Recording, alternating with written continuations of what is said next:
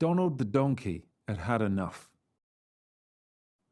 Enough of carrying, straining, walking, and being whipped badly if he did any of that slowly. He wanted a new life, but he just didn't know what. As he stood, pondering this in the bright morning sunshine, a small bird flew past, singing the most beautiful song. "That's it! I'm going to become a musician," brayed Donald in a moment of inspiration. "That's the life for me, spreading joy wherever I go." So Donald set off for the nearby town of Bremen right away to buy himself a drum kit. Only a few minutes later, he came across an old sheepdog by the side of the road. "What's up, dog?" "Oh," said the dog, out of breath. "I'm too old for this lark. Sheep ain't what they used to be. I don't know, maybe it's me." "Ever thought of a career in music?" said Donald with a smile. Said the dog. "Honestly, no. Why?" "We could play music, hang out, and get paid for it." "Any sheep chasing involved at all?" asked the dog. "Nope," said Donald. "Plus, we'll get more work as a duo, playing music together, I mean." "Woof," said the dog, which roughly translates as yes. They hadn't walked far when they met an old cat stretched out on a fence by the side of the road.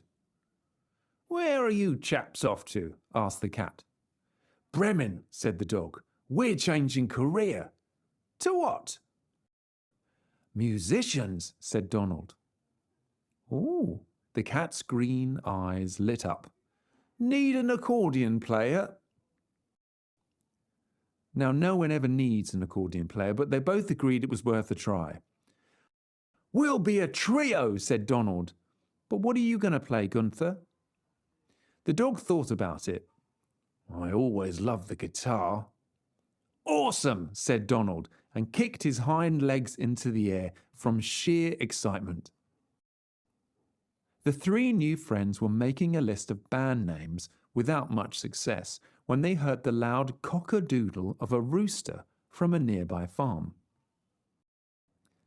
"Hey, rooster," shouted Donald. "Do you know any popular songs?"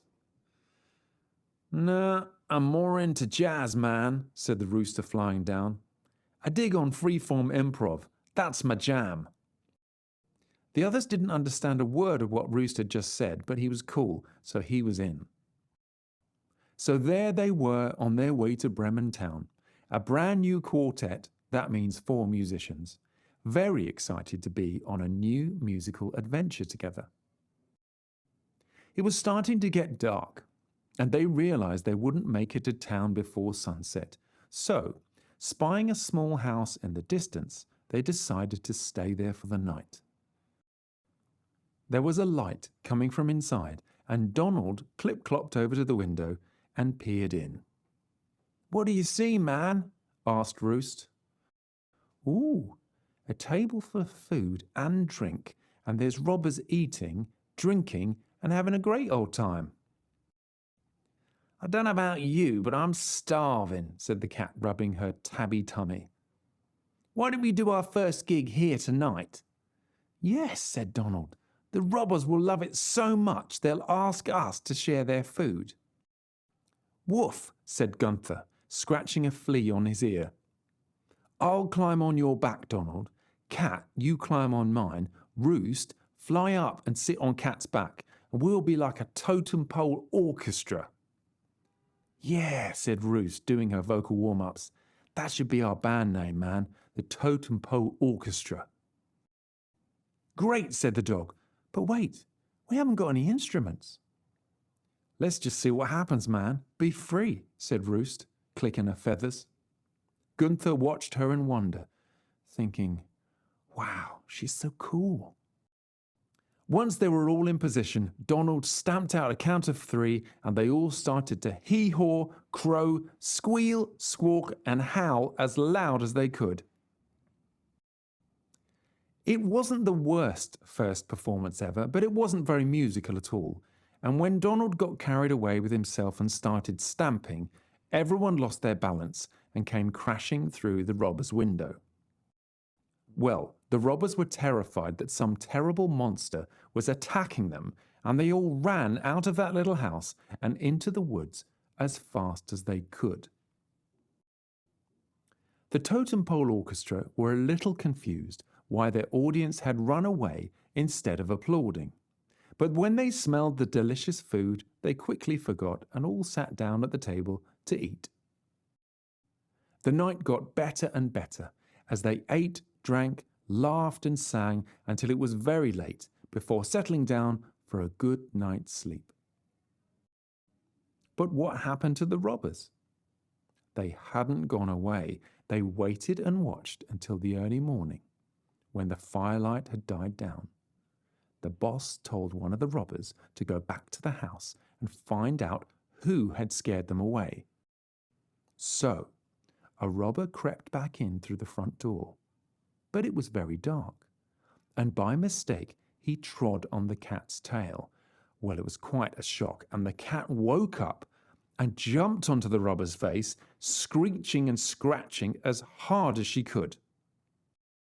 The robber wasn't expecting that and stepped backwards onto the sleeping dog, who bit his leg and wouldn't let go. "Get off me leg!" shouted the robber, who backed out of the house across the yard in the pitch darkness. But he couldn't see a thing, and he bumped into the donkey, who was in the middle of a lovely dream. The donkey went up onto his front legs and kicked back, which sent the robber flying through the air and into the tree where Roost the rooster was fast asleep. Roost woke up with a start and squawked and flapped all over that poor robber until he ran off screaming. Well, he got back to his boss, trembling with fear and covered in bumps and scratches. "What happened to you?" "Don't make me go back," said the robber. "There's a crazy witch in there with claws, sharp teeth, a kick like a mule, and giant demon wings." "A witch?" said his boss. "What happened?" "Just look at me," said the robber. "She scratched my face, nearly bit my leg off, kicked me across the yard, and then flew above me, screaming some kind of magic." "What do you mean, magic?"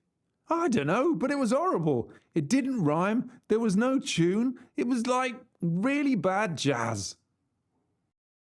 The robbers never did go back to that house, but you won't be surprised to learn that it became the home to the Totem Pole Orchestra.